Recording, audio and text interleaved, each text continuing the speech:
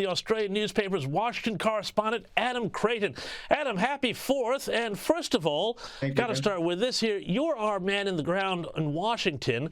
Tell me, what is the attitude in D.C.? Is the swing really on against Joe Biden? Yeah, look, certainly I think it is. I think it's the beginning of the end for Joe Biden. Talking to other journalists and talking to various party strategists, people are pretty convinced that it's just a matter of weeks, really, until the president decides to stand aside. Certainly, that's my view as well. I mean, you've got this drip feed of all of the liberal media, the Chicago Tribune, the New York Times, the Atlanta Constitution. They've all come out and said that the president should stand aside. And of course, these are institutions, which are typically very supportive of the Democrat Party. So that's a big problem. But of course, there's the polling as well. And most notably, I think for me, as someone that follows betting markets, is that just in the past few days, Kamala Harris has overtaken the president as the most likely to be elected in November. She's now on something like 16% chance, which of course is very low, 16% chance, but the president is 15%. And that's down from 37% or so just a week ago. So, I mean, it really just has been a horror week for the president, and I don't think he can come back from this. Well, I mean, Adam, it really feels to me like a dam has broken here, and people like you and me have been saying for a long, long time that there's clearly something wrong with the president, not to make fun of it, but just simply to point out that the guy is having trouble. And almost a year ago exactly, you predicted that Joe Biden was unlikely to be the Democrat Party's candidate for election this year. Do you feel a sense of vindication now, having called this? And do you think, large segments of the media owe the world and the American people an apology for covering for Joe Biden's faults here? Yeah, look, certainly a year ago when I wrote that wasn't a common view, although I was pretty sure he wouldn't be, because it was clear then, as you suggest, that, that he was suffering significant cognitive decline. I mean, there were so many clips. I mean, there's a deluge of clips on the internet of him doing strange and embarrassing things. This is not just a recent phenomenon. And yes, it really has been a fascinating study in the power of the media, I guess, to coalesce around a particular narrative. I mean, we've had the narrative until very recently that the president was basically fine.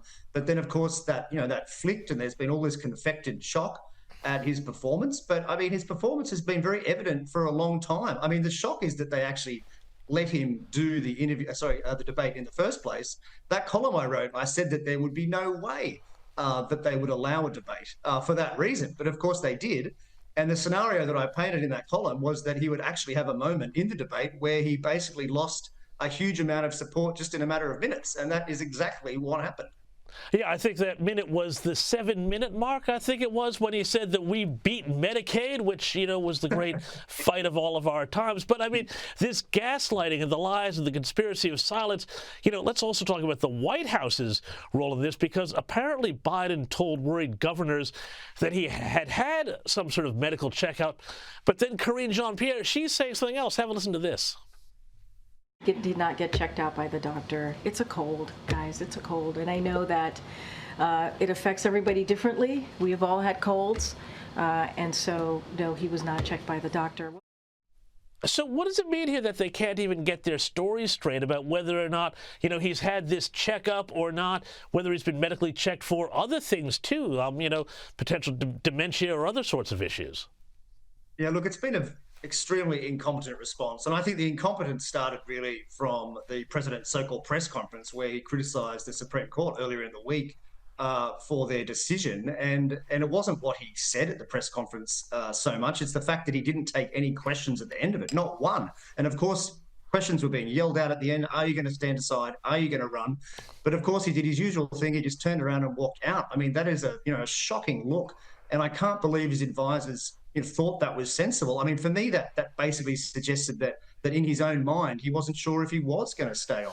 And I think that's probably still the truth. And of course, we've had lots of anonymous leaks saying that as well, from the White House including. And I mean, as for his comms team, the other interesting thing from KJP this week was that she never actually denied that he wasn't taking any sort of special medication for his condition. She said explicitly that he wasn't taking anything for his cold, but the question was more general than that. So look, it remains to be seen whether he has been, but the bottom line is the communication strategy has just been hopeless. And I mean, it feels like, not just with those sort of, shifting the truth around the medications and the checkups and everything like that, but it feels like everything here, it feels like the Biden White House is becoming what they accuse the Trump administration and the Trump campaign of being, because, they're like, we're not even supposed to talk about it. I was left absolutely gobsmacked by comments from senior Biden advisor Keisha Lance Bottoms. Listen to this. As we've talked about making sure that we are protecting elections and making sure there's no undue influence, this was undue influence by the Atlanta Journal-Constitution, or an attempt to influence. Editorial boards are supposed to honor fair elections. And I don't think it's fair when an editorial board with 10 people sitting in a room are trying to influence an election, especially in a state like Georgia, where there's already been discussions about influencing elections. So now, Adam, reporting the news is unfairly influencing elections? This is absolutely Soviet. What happened to the First Amendment? Yeah, look, it's completely crazy. I mean, she looks very silly, that woman. I mean, that's what newspapers are supposed to do. The editorial board is supposed to have a position. They're supposed to opine on the views of the day, the politics of the day, and they've formed a view on Biden. They think he should go, and that is perfectly reasonable to have that view. I mean, it's such a shock, I think, for the White House, which basically until now has had press which is so subservient. But I think that is definitely going to change until he stands aside.